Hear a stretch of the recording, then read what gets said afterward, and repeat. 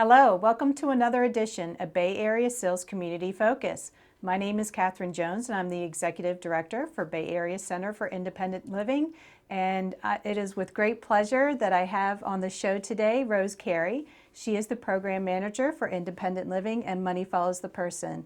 Thank you for joining us today. Well, thank you for having me. I really enjoy coming on PAC 14 and letting everyone know what Bay Area Center for Independent Living does. And we're excited to learn more about Money Follows the Person Medicaid program that's offered through the center, and most importantly, how this program helps individuals achieve independence, especially those that are transitioning out of nursing facilities. So to begin with, Rose, what led you to Bay Area Center for Independent Living? Well, I've been with Bay Area Center for Independent Living about 15 years now, and I was working for the state and retired and wanted to do something different, and went with Bay Area because I've always been interested in helping people. And we are a nonprofit that helps people with disabilities, so that just fit in with my retirement, I thought. Mm-hmm. And you seem to be quite a popular guest on PAC 14, and thank you to PAC 14 for sponsoring our show here. You're quite an advocate for individuals with disabilities. Well, yes, because I feel that, especially the nursing homes, and that's what we're going to talk about today, is Money Follows a Person, and that's where peers go into the nursing homes through our organization and talk with people that might be interested in moving back into the community. Okay. And that's very important because people that are in the nursing homes, some of them are medically challenged, but some of them are very capable of living in the community with proper supports. So about 7 years ago, we got an initiative through the federal and state government to provide a little bit of money that will help identify people that are able to do that with the proper supports. And I say proper supports, and proper supports means housing, and transportation and things, and socialization in the community, because everybody needs that, and everybody needs to be living in the community. They don't need to be in an institution, and we want to get away from that. Okay. Now you mentioned you put peers into the nursing facilities. What do you mean by peers? Who are they? Peers are people that identify with the residents of the nursing facilities. They've either experienced it or they've had a family member that has experienced being in a nursing home, and so they are capable of talking to people and they understand the situation. So these peers, we have two that are working with us right now, and we go into the nursing homes, we talk with the individuals there. Most of the time we go to the social workers and talk to them first. The social workers know the individuals, so we talk to them and see if they might be interested, if that's something they expressed when they came into the nursing facility. Now, if they've expressed that concern that they might want to leave, then they have to stay in the nursing facility 90 days because they have to have long-term care. And long-term care means they have to have Medicaid. Okay. So they have to be there long enough to get their Medicaid assistance. And then they can move into the community with supports. And when I say supports, that means some money to spend on their rent or their groceries and things like that, and their medical care and their personal care. Okay. What process would an individual go through in order to find out if they're eligible to receive Medicaid services? Well, the first stop, they would talk to the social worker, and the social worker could then say, well, we can have a peer come in and talk with you, and if you're interested, then we can provide options counseling for you. So then the options counselor would go into the facility and talk with them and see just if they are eligible, whether they're financially eligible or whether they're medically eligible, to see if those circumstances are even viable for that person to live in the community. Because sometimes you can't. You have too many medical problems. But most people know whether they can or whether they can't. So that would be the first step. The options counselor would go in, talk with them. Then someone from the health department would go in and talk with them and see if they're medically eligible. And then after that, it would be referred to our agency for peer support. Okay. Do most nursing or rehabilitative facilities have a social worker on staff? Yes. Okay. Yes, almost all nursing facilities have social workers. Now sometimes there's a turnover, so but we try to educate the new social workers as we go as to what the process is. So how many nursing or rehabilitative facilities do you visit in the state? We cover all 9 counties of the Eastern Shore. That's all the way up to Cecil, from Somerset up to Cecil, and we have 21 nursing facilities that we visit. So we have only 2 peers that do it, so there's a lot of transportation involved. But both of the peers that do it are very familiar with the program, and they're very upgoing and outgoing people. So they love to do this, and you have to have someone that's passionate about doing this. I just oversee the program. Now I do go in the nursing homes and occasionally and check on the peers and see if everything's going okay. But I did go in when we first started the program. I did go in as a peer, and so I have that experience. Okay. Now you mentioned options counseling, which is given by the peers. What is involved in options counseling? Well, you sit down with the individual and you go over their finances, you go over their status as to what they desire. It's all about what the person wants, the person that's in the facility. It's all about what they want. So we want to know, are they interested in having socialization programs? What kind of personal care will they need? How much service will they need when they go out of the facility? Because they don't get 24-hour care when they come out of the facility. In the facility, you get 24-hour care.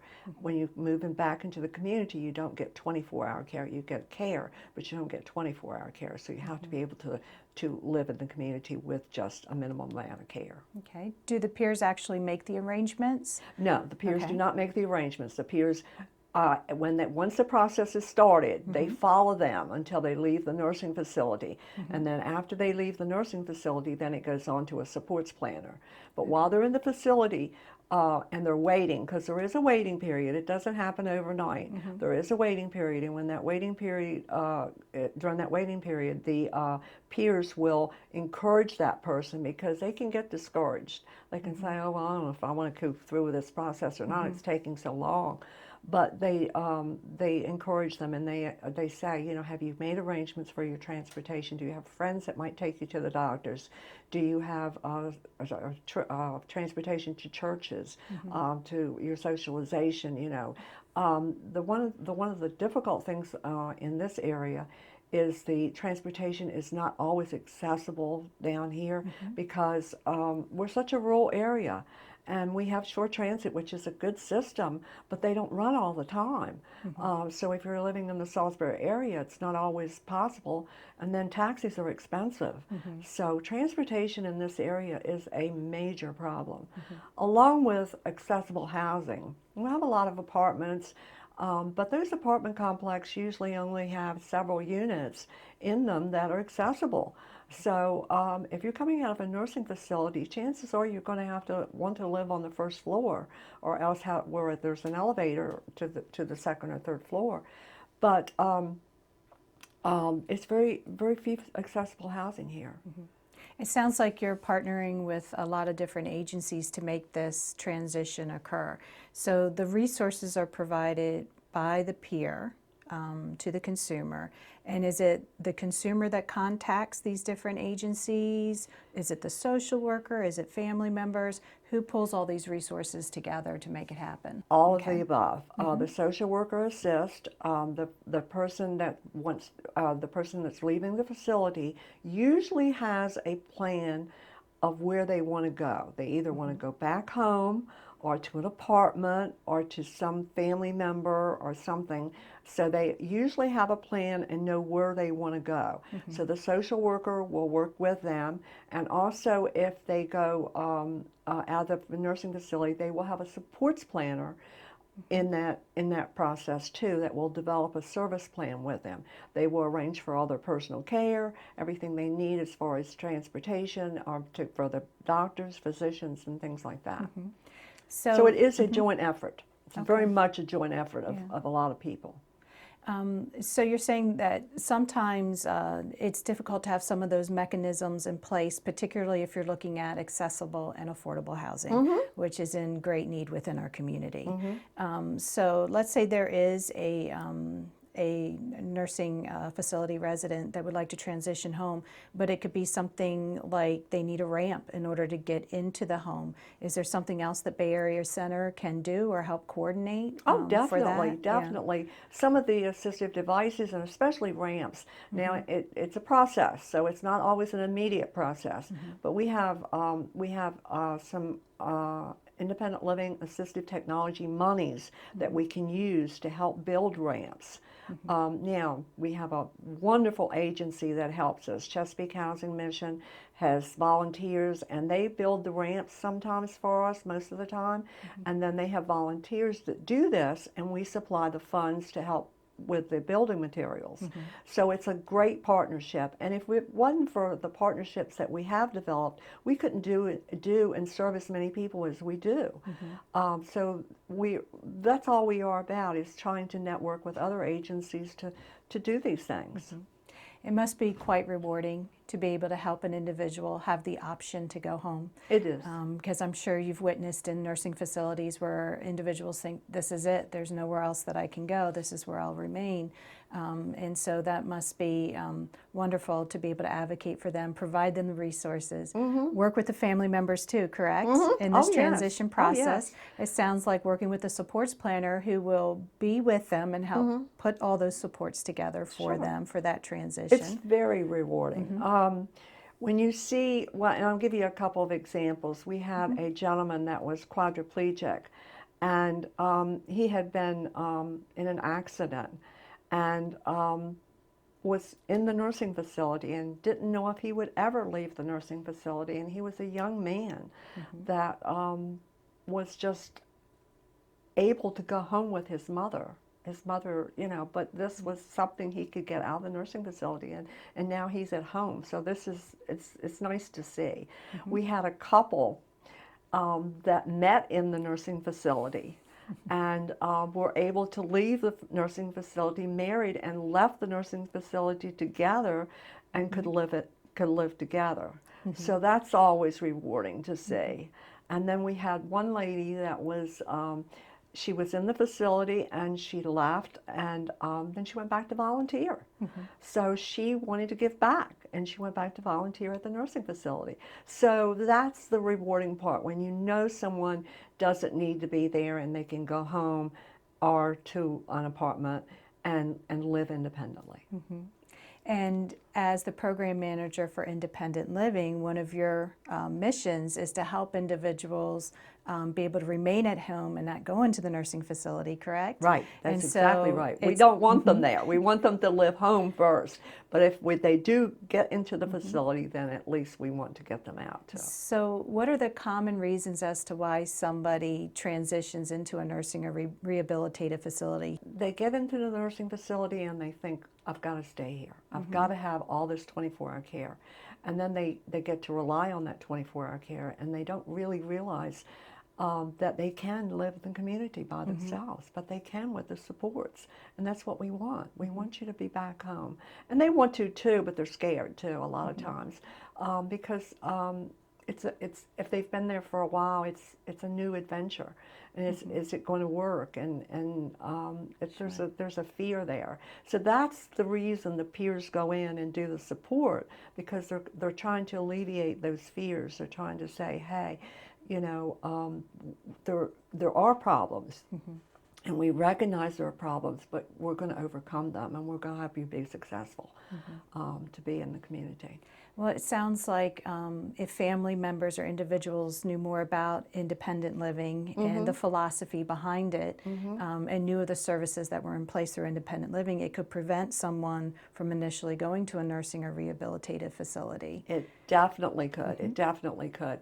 And I've often wondered why we don't have any more knowledge out there about people before they get to the nursing facility, when they're coming out of the hospital, and trying to get them back into the community before they get into the nursing facility. And that's what we work on that. Even if they get there, we want to work on getting them out. Could you share a little bit about the independent living philosophy? Independent living means people should be able to live independently in their homes, and it's their choice. We talk about person-centered planning, and a lot of people say, well, I don't know if my mother can do that. Well, it's your mother's choice. It's your mother's choice. So we want her to live as independent living, or as independent as possible. And sometimes family members do not recognize that, well, maybe she can do this, because they feel like they might be obligated to do this. But with the proper supports, the person can do this. If you know of a loved one in a nursing facility, or you're in a nursing facility now and you're watching this program, where would you begin this process of inquiring about how to seek options counseling? I think the starting point would be the social worker, and of course they always know most of the programs in the community, so that would be your starting point.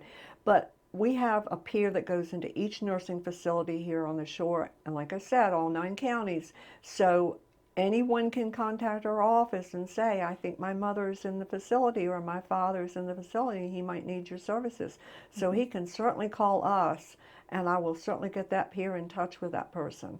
So if most of the facilities know the person's schedule, the peer's schedule.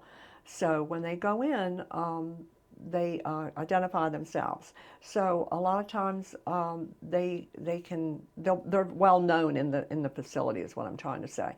So you can just contact that person there, or you can contact a social worker, or you can contact me, and I'll be glad to refer. And the phone number, of course, is 443-260-0822. Okay. Who would make a good candidate for transitioning back into the community? Anyone that isn't severely medically challenged. And some people, and we had a gentleman, I guess, that he had to have dialysis, and he really wanted to move back home. And that was a problem for him, because he was in the facility and he was getting dialysis right there. So his challenge was, do I want to leave the facility and risk not getting my dialysis and everything? So he chose to remain in the facility, but he would have been a candidate if he had not. He was just afraid that he would not get the services he needed. So you have to worry about that too. That's a big concern. Absolutely. Because you're not going to get the same services in the community as you did in the nursing home, but you have a much more rewarding life sometimes. But people do choose to stay in the nursing facility, and most of our nursing facilities are very nice here and very comfortable, and they make people as they have activities. They're all the time doing something. One of the nursing facilities brings residents over to our center, and we have once a month, and we have like a little get together, and we play bingo. So that's always they always need activities. And of course, Esther's Wings too. Would you like to share a little bit about that program? Sure. Esther's Wings is one of the programs that I talked about, where that nursing home brings people over, and we have a donor that her name is Carol Steffi, and in memory of her mother, she has set up a fund at the Community Foundation, and she's given us some of the funds, and we do 2 different things with them. We bring someone over for once a month from Salisbury Genesis. We bring a group over, and we play bingo. We have fun. We talk. We sing. We do whatever they want to do, and we have little refreshments. And then once a month, we usually go to another nursing home and do a health and happiness cart, where we just give away different items to people that need lotion or powders or socks or anything that they don't get in the nursing facility. So that gives us a little bit more. It's a little bit fun program. That's what we consider. We dress up, and we're called the Fun Ladies. We go in and we have a good time and just talk with some of the residents and give them a laugh. And we've seen you on Pack 14 with boas on and silly hats, right? Yes, definitely. You're definitely someone that's I'm being memorable. serious today. Okay. What are some of the top concerns that family members might have? That's an excellent question, because when we started this program, and I use me as an example. My mother had been in a nursing facility and she was medically challenged, and at that particular time she could not have gone out of the nursing facility. So when we started the program, I said, I can't have people just going in and talking to people randomly, because if someone had walked up to her and said, "Do you want to go home?" she would have said yes. And I would Yeah. have been upset because I knew she couldn't go home. Yeah. So it is very difficult. So what we do is, that's why we try to work through the social workers, because family members it's been a rough process to try to make that decision as to whether that family member needs to stay in the nursing home. So we have to be tread lightly, so to speak, but with the proper supports. And we have to realize that we're talking about the individual. Yes, family is concerned, but the individual, if they really want to go home, then we have to try to provide as much support for them as possible. I know family members, sometimes they think, well, I'll get bogged down in doing all this.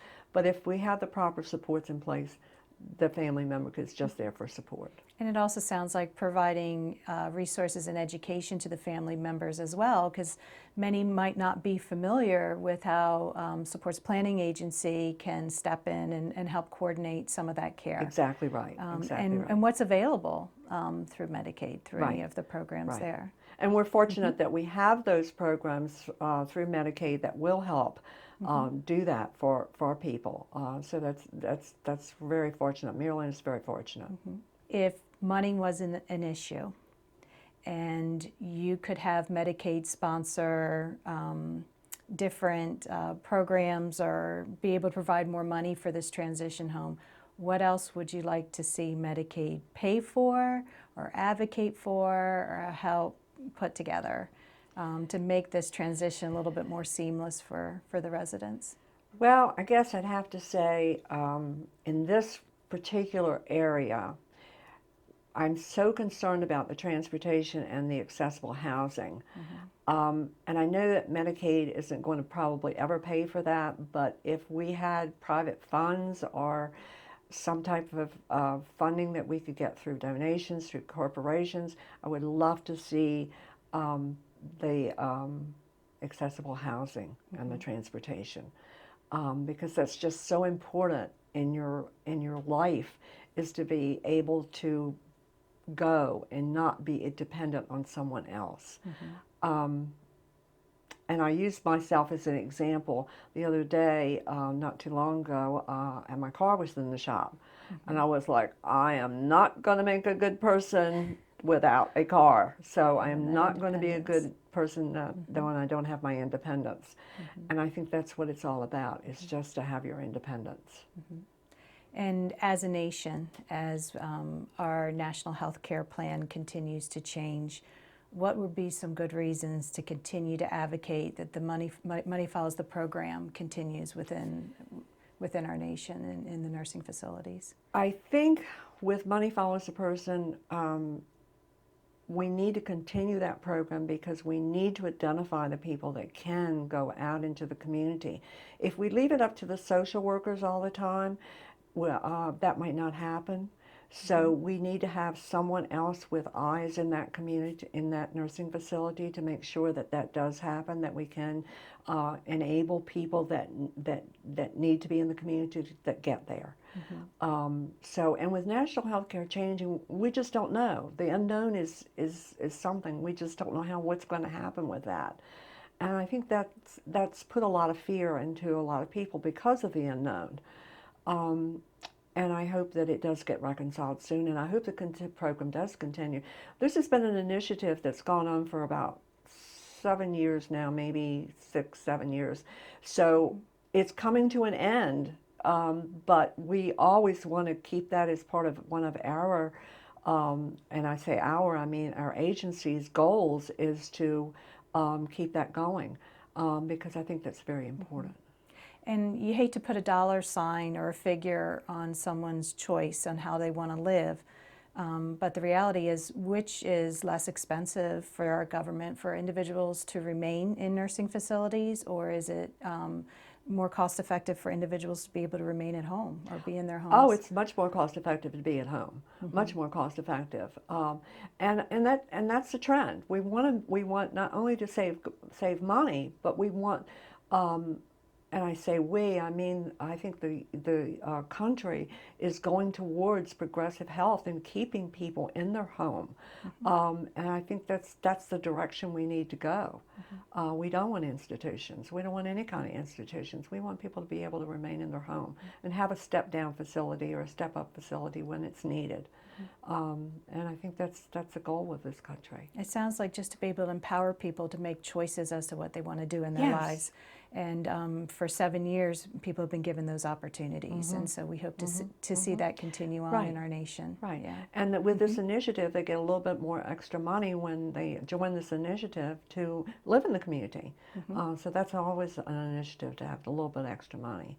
So when this goes away, they won't have that. So we really need to advocate for our elderly. Okay.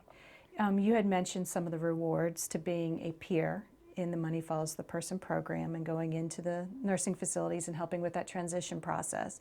What are some of the rewards for being a program manager for independent living and MFP? It's always nice to see the peers come back and sit and tell me the stories of the, oh, guess what happened today?